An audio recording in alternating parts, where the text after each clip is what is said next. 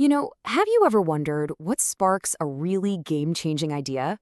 Well, for James Clear's huge bestseller, Atomic Habits, it wasn't some boring academic study or a flash of insight in a lab. Nope. It was a life-altering accident. So let's dive into the powerful personal story that actually became the foundation for this global phenomenon. We're going to explore how this one event shaped his entire philosophy on building good habits and, yeah, breaking the bad ones. So picture this. It's the last day of his sophomore year in high school. A totally normal day, right? The kind filled with that restless energy you get right before summer break. But in a single, totally unremarkable moment, absolutely everything was about to change. He was at baseball practice. A classmate took a full swing, but the bat slipped right out of his hands. It went flying through the air and struck James Clear directly between the eyes. There was no time to even react. The impact was so sudden, he has no memory of it whatsoever. So what happened next was just this terrifying spiral into a life or death situation.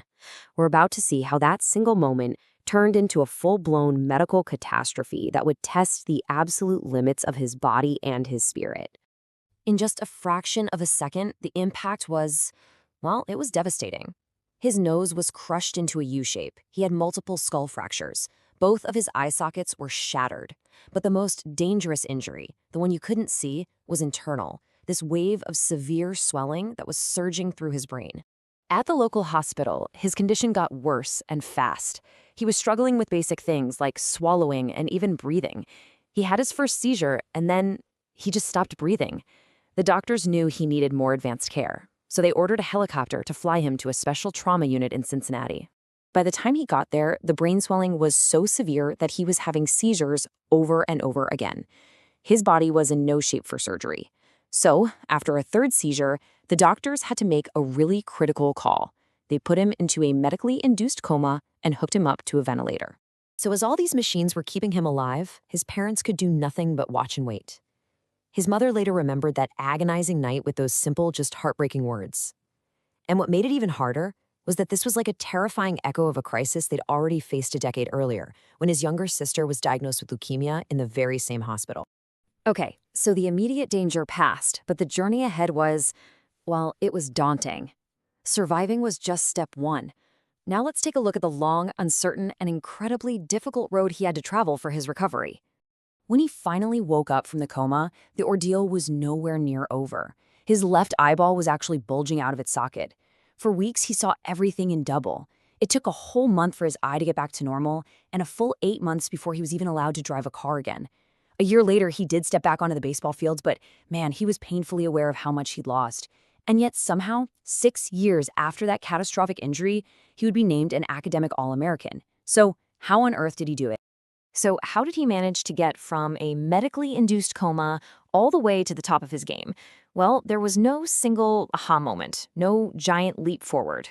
He realized that the only path to recovery, the only choice he really had, was to embrace tiny, tiny steps. He had to start small.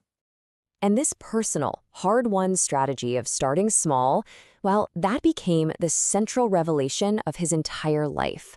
It was the seed that would eventually grow into the core concept of his work, the surprising power of what he calls atomic habits. You see, the really crucial point here is the double meaning of the word atomic. On one hand, it means something extremely small, right? An irreducible unit, like one tiny action. But on the other hand, it refers to a source of immense power. An atomic habit is both of those things at once, a tiny change that can unleash truly remarkable results. And this is the lesson he learned through his recovery. We so often dismiss small changes because they just don't seem to matter in the moment. Going to the gym once won't get you in shape. Saving a little bit of money today won't make you a millionaire. But as he discovered, if you can just stick with them, these small, seemingly unimportant actions compound over time. And this right here illustrates the core engine of atomic habits, the incredible power of compounding. It's really just a mathematical certainty that small, consistent gains lead to absolutely staggering long-term growth. Let's just look at the math for a second. It's wild. If you get just 1% worse each day for a year, you'll pretty much end up at zero. But if you get just 1% better each day, the compounding effect is incredible. By the end of the year, you'll be 37 times better. That's right, 37 times better. That is the astonishing power of these tiny daily gains. It's not about one earth-shattering improvement. It's about the cumulative effect of thousands of small, smart choices adding up. And look, this isn't just theory. For James Clear, these were the real-world results. 6 years of focusing on small improvements in his sleep, his study habits, his weightlifting routines. All of that led to him becoming the top male athlete at his university, an ESPN academic All-American, and receiving the university's highest academic honor. He fulfilled his potential not through some grand gesture, but through the patient compounding of atomic habits. So, Claire's incredible story is the foundation, but the lesson that came from it is universal. And that's the best part. So now let's explore how the principles he discovered in his own recovery can be applied by anyone, anywhere to achieve their own remarkable results. Okay, here's a core idea from the book that's so important. Goals are great for setting a direction, but it's your systems that actually get you there. Think about it. Winners and losers often have the exact same goals. What separates them is the system of tiny habits they follow, day in and day out. And that's why he says this book isn't an academic research paper, it's an operating manual.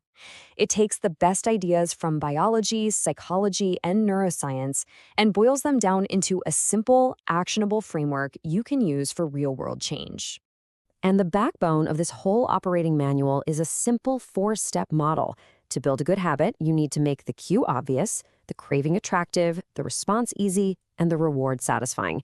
This framework gives you a clear roadmap for engineering good habits and, just as importantly, getting rid of the bad ones. But here's the deepest takeaway of all. Habits aren't just about achieving external results, like losing weight or making more money. Every single action you take is a vote for the type of person you wish to become. Your habits are literally the path to changing your identity. In a very real way, you become your habits. And that brings us right back to the beginning. From a devastating injury to a global phenomenon, the power of tiny changes is just undeniable. But, the real power of this idea isn't in understanding it, it's in applying it. So, reflecting on everything we've talked about, what is the one tiny 1% improvement you can make today?